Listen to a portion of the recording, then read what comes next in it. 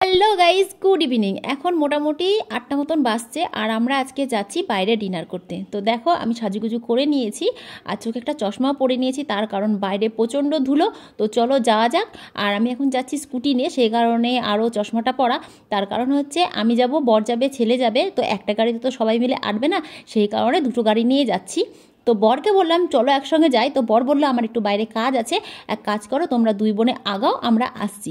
সেই কারণে আমরা দুই বোনে এখন আগিয়ে যাচ্ছি। বর কখন আসবে তার ঠিক নেই, বর তার কাজে গিয়েছে আর আমরা যাচ্ছি আমাদের কাজে। তো আমাদের একটা প্রিয় রাস্তা যেটা বলতে পারো, এই রাস্তাটা আমাদের খুবই ভালো লাগে। তো এখানে এসে কিছুক্ষণ দাঁড়ালাম, তো এদিক ওদিক তাকিয়ে দেখছি আমার বরের আসার কোনো পাত্তাই নেই, আর আমরা যাব এই দিকে। তো এই জায়গাটা দেখতে এত ভালো লাগে, তাই ভাবলাম দাঁড়িয়ে একটু ভিডিও করে নিই। তারপর বর এলো, বরের সঙ্গে এখন আমরা বেরিয়ে পড়েছি একটা রেস্টুরেন্টে যাব বলে। রেস্টুরেন্টটার নাম তোমাদেরকে আমি পরে বলছি। তো এই রাস্তাটা হচ্ছে অচেনা একটা রাস্তা, যেই রাস্তা আমি কোনো দিন যাইনি। তো সত্যি রাস্তাটা খুবই সুন্দর ছিল, আর রাস্তা দিয়ে যেতে না দারুণ লাগছিল, বেশ ঠান্ডা ঠান্ডা হাওয়া ছিল। তো এই রাস্তা দিয়ে গেলাম, তারপরে পৌঁছে গেলাম কাবুলিতে। আর আমার বর দেখতে পাচ্ছ আগে আগে গাড়িতে করে ছেলেকে নিয়ে চলে যাচ্ছে, আর আমি আমার বোন যাচ্ছি পেছনে। তো আমার ছেলে গিয়ে তার পছন্দ মতন জায়গা পায়নি বলে মনটা খারাপ হয়ে গেছে। তো পছন্দ মতন জায়গা পাওয়ার জন্য বেশ কিছুক্ষণ আমরা বসে বসে ওয়েট করলাম। তারপরে কি করব, 4 জনের জন্য 4 কাপ লস্যি অর্ডার করে দিলাম। আর এই লস্যিটা খেতে দারুণ লাগে, বিশেষ করে এই কাবুলির লস্যি খেতে তো বেশি ভালো লাগে। তো আমার বোনের মুখে কি হাসি দেখেছো, মানে লস্যিটা খেতে এত সুন্দর যে ও আনন্দতে হেসে ফেলেছে। আর মেন কথা আমি ভিডিও করছিলাম বলে আরও একটু হাসছিল।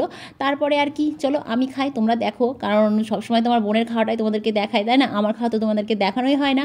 তো লস্যিটা আমি বেশ আরাম করে খাচ্ছিলাম, তার কারণ তাড়াতাড়ি খেলে তো তাড়াতাড়ি শেষ হয়ে যাবে। আর আমার যেহেতু যেতে দেরি আছে আমাদের মন পছন্দ জায়গায় যাওয়ার জন্য, সেই কারণে একটু আস্তে আস্তে খাচ্ছিলাম আর প্রকৃতির বাতাসটাকে ফিল করছিলাম। লস্যি খাওয়ার পর চলে এসেছি এখন আমাদের মন পছন্দ টেবিলে। তো এখানে আসার পর প্রথমে চাউমিন অর্ডার করা হলো, কারণ আমরা এখানে এসে চাউমিন, এগরোল এগুলোই খাই, তাছাড়া এর থেকে বেশি কিছু পাওয়া যায় না, ফাস্টফুড পাওয়া যায় বলতে পারো। তো চাউমিন খাওয়া হলো, তো চলো চাউমিনটা খাওয়া স্টার্ট করে ফেলি। ওইদিকে বোন খাচ্ছে, এদিকে আমি খাচ্ছি, এদিকে ছেলে খাচ্ছে, আর এদিকে ছেলের বাবা খাচ্ছে। তো ছেলের বাবাকে আজকে আমি দিয়েছি ভিডিও করতে, ও কোনোদিন ভিডিও করে না, করতেও পারে না, ভিডিও করতে দিলে নড়িয়ে দেয়। তো আজকে ভিডিওটা বেশ ভালোভাবে করেছে। তো আমার বোন যখন চাউমিনটা খাচ্ছিল, তো ওর পাতে না একটা প্লাস্টিক পড়ে গিয়েছিল। তো প্লাস্টিকটা ছিল তোমার চাউমিনের বস্তার প্লাস্টিক। তো ও প্রথমে অন্য কিছু মনে করেছিল, তারপর ওটা তুলে আমি ভালো করে দেখালাম। তো আমার বোন বলছে কিন্তু এটা ভিডিওতে একদম দিবি না। তো আমি বললাম কেন দিব না, এটা না দেওয়ার মতন কোনো কারণই না। তারপর চাউমিনটা খেয়ে একটু ফাঁকা জায়গায় এদিক ওদিক একটু হেঁটে আসলাম।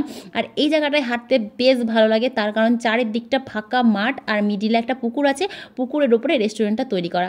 তারপর অর্ডার দেওয়া হলো চিকেন পাকোড়া। আর সত্যি বলতে এই চিকেন পাকোড়াটা খেতে না এত সুন্দর লেগেছিল কি বলবো। আমাদের 4 জনের জন্য 4টে চিকেন পাকোড়া অর্ডার দেওয়া হয়েছিল। আমি তো প্রথমে ভেবেছিলাম ছোট ছোট দিবে, তারপরে দেখছি না বেশ বড় বড় দিয়েছিল, আর একটাতেই যাই হোক মন ভরে গিয়েছিল খেয়ে। তো আমার বোনের দেখো অল্প সসে হয়নি, ও বেশি বেশি করে সস ঢালছে আর খাচ্ছে। আর আমার ছেলে তো এদিকে ভিডিও দেখতেই পাগল। চিকেন পকোড়া খেতে গিয়ে হয়ে গেছে একটা কাণ্ড। আমার ছেলে এক কামড় খেয়ে একটা চিকেন পকোড়া রেখে দিয়েছিল, তারপরে ভিডিও দেখতে ব্যস্ত হয়ে গেছিলো। তো আমি আমার ছেলের চিকেন পকোড়াটা নিয়ে আমি খেতে শুরু করে দিয়েছিলাম। আসলে আমি দেখতে পারিনি যে ও চিকেন পকোড়াটা খেয়েছে। তারপর আমার ছেলে বলছে এটা আমার না, মা যেটা নিয়েছে ওটা আমার।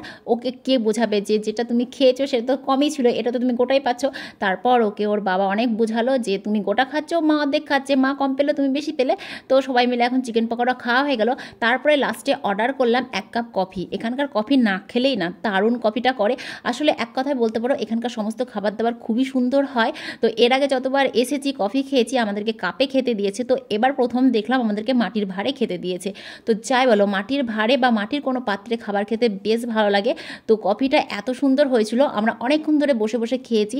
আমরা ওখানে প্রায় 8:30টার দিকে পৌঁছেছিলাম আর বেরিয়েছিলাম ওখান থেকে প্রায় 10টার দিকে। তো কফি খাওয়া হচ্ছে আর সবাই মিলে গল্প করা হচ্ছে। আমার ছেলেকেও দেওয়া হয়েছে 1 কাপ কফি। প্রথমে তো আমি বারণ করেছিলাম ওকে কফি দেওয়ার জন্য, কারণ কফিটা এত গাঢ় হয় যেটা ওর স্বাস্থ্যের পক্ষে একদম ভালো না। কিন্তু ওর বাবা তো শোনে না, ওর বাবা বলে না খাক, মানে ছেলেকেও খাওয়াতে ব্যস্ত আর আমি ছেলেকে খেতে না দিতে ব্যস্ত, কারণ কিছু হলে তখন তো আমাকেই ভুগতে হয়, তাই না? তো এটা খাওয়ার পর এখন বাড়ির দিকে যাওয়া যাক, কারণ অনেক রাত্রির হয়ে গেছে। তারপর টুকটুক করে চললাম বাড়ির দিকে। যা বিল টিল হয়েছিল সব আমার বর্গে আগে ওইদিকে গিয়ে দিয়ে দিয়েছে, আর আমরা একটু বসে হাওয়াটা খেয়ে তারপরে যাচ্ছি এখন বাড়ির দিকে। তাহলে চলো যাওয়া যাক, কারণ বাড়িতে তো যেতেই হবে, তাই না? এখানে তো থাকার মতন ব্যবস্থা নেই যে রাতেবেলাতে থেকে গেলাম। তো এখন আমরা দুই বোনে যাচ্ছি, আর আমার বর ওই যে দেখতে পাচ্ছ লাল লাইট জ্বলছে আগে আগে যাচ্ছে। তো আমরা যখন আসছিলাম কাবুলিতে তখন আমাদের সঙ্গে একটা মজার ঘটনা ঘটেছিল। আসলে আজকে আমরা এসেছিলাম অন্য একটা রাস্তা দিয়ে, যেটা আমরা একেবারেই চিনতাম না। তারপর আমার বর যখন হাই রোডে উঠে তারপর ও চলে যায় বহরমপুরের রাস্তার দিকে, যেখানে আমাদেরকে যেতে হতো ডান হাতে, ও চলে গেছিলো বাঁ হাতে। তো যাই হোক, অনেক দূর যাওয়ার পরে যখন আমি বুঝতে পারলাম যে আমরা বহরমপুরের রাস্তায় যাচ্ছি, তারপর আমার বরকে আবার ফোন করে ডাকলাম। তারপরে আমার বর আবার ব্যাক করলো, আমরা গিয়ে তারপরে কাবুলিতে পৌঁছালাম। তো এখন আমরা সেই রাস্তাতে যাচ্ছি, যে রাস্তাটা তোমাদেরকে একটু আগে আসার সময় দেখিয়েছিলাম। তো রাস্তাটায় যেতে বা আসতে এত ভালো লাগছিল, মনে হচ্ছিল যেন রাস্তাটা যেন শেষই না হয়। সেই কারণে আমি গাড়িটা অনেকটা স্লো করে ফেলেছিলাম, দিয়ে আস্তে আস্তে যাচ্ছিলাম।